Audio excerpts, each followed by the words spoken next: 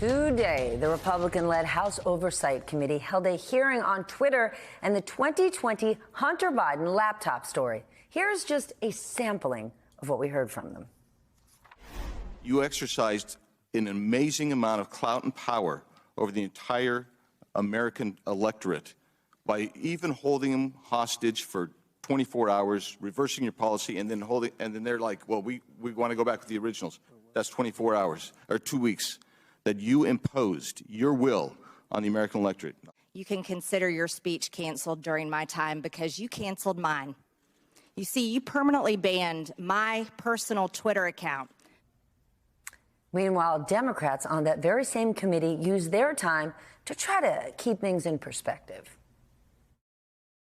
Like Benghazi before, Republicans are on a taxpayer-funded expedition to attack their political rivals, and they're feeding the flames of conspiracy in the process. Some people think it was the right decision. Some people think it was the wrong decision. But the key point here is that it was Twitter's decision. Twitter is a private media company.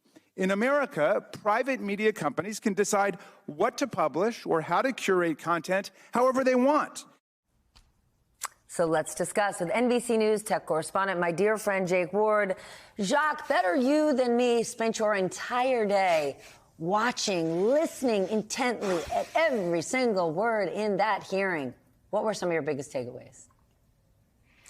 I mean, this is the tough part, right, Stephanie? I was trying so hard to maintain my journalistic remove on the proceedings, but it was really rough because you've got here these four executives, top executives at Twitter, the head of trust and safety, the chief legal counsel, her deputy, and another safety person, you know, all of whom God, I would have loved to sit there and actually ask them some questions myself under oath. I mean, there are so many things we could have learned about, you know, all of the scandals and difficulties and tribulations and misinformation. I mean, the list goes on and on.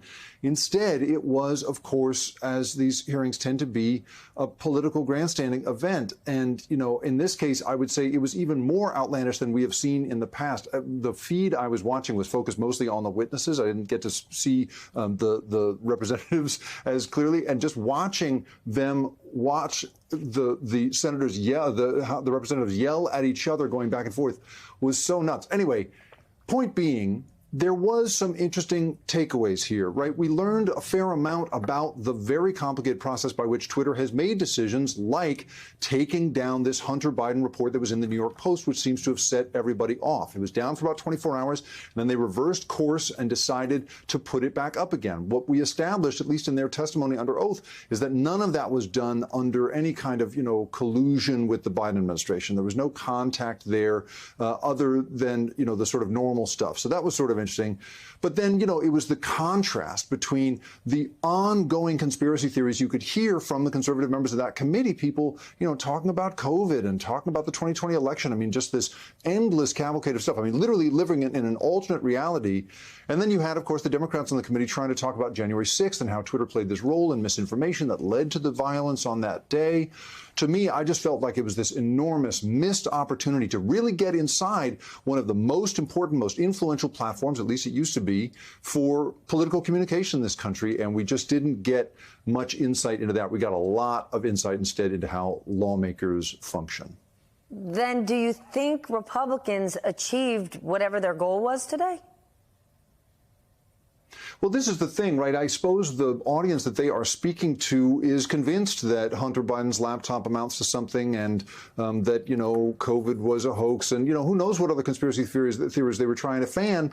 Yeah, I guess if that's the, you know, the audience you're speaking to, then they spoke to them pretty well. But to me, you know, I was speaking to Twitter insiders, people who used to work there. I spoke to the former head of ethical AI, Raman Chowdhury, and was speaking to her about, you know, Marjorie Taylor Greene specifically, who said during the thing, you know, she said, you heard her there in the piece you played, you know, lamenting having her own account canceled. She talked about how glad she was that these people had been fired. And she said, I thank God that Elon Musk now owns Twitter. Well, I was talking to this insider and she said, you know, there's so many factual errors in what is being said in this thing. For one thing, internal studies at Twitter have shown that out of seven out of 8 Western democracies, including the United States, that platform is center-right. politically.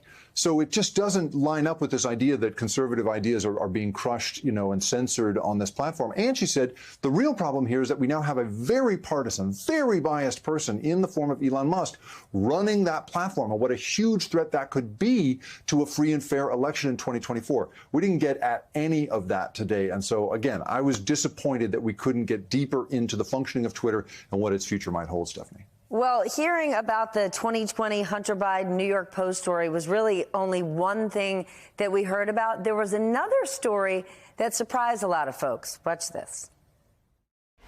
Earlier, you testified about a 2019 tweet that was about President Trump, and I think it was from Ms. Teigen. What was the tweet about? Would you like me to give the direct quote? Yeah. Please excuse my language. This is a direct quote, but Chrissy Teigen referred to Donald Trump as a Okay. Free speech. And what happened after Ms. Teigen posted her tweet? What did the White House do? What did the Trump White House do? From my understanding, the White House reached out to ask that this tweet be removed. Okay, so let's get serious. Put the humor and the vulgarities aside. Isn't the big takeaway here that it was Trump's White House that was trying to limit free speech? Chrissy Teigen said something really nasty about Trump, and what did they do? The White House called up Twitter and wanted her taken off the platform. That's right. And what's so fascinating, right, is that, you know, you and I have spoken so much about how complicated and dangerous social media is in the unregulated environment that we are in right now, how problematic it can be. So to have watched this hearing and have these former executives there, you know, speaking so calmly, and in that case, talking about that Chrissy Teigen tweet and all of these other things as decisions you have to make at scale and under the most complicated circumstances, as opposed to making it, as Raman Chowdhury put it to me, based on your emotions and your feelings. She said we only make these kinds of decisions at scale. So learning a little bit about that, and of course that, you know, it is that everybody reaches out and tries to get, everybody tries to play the refs when it comes to social media. It certainly is not isolated to any one administration, and we certainly learned here that the Trump administration was playing that game as well as anybody. Content moderation, easier said than done. Jake Ward, always great to see you.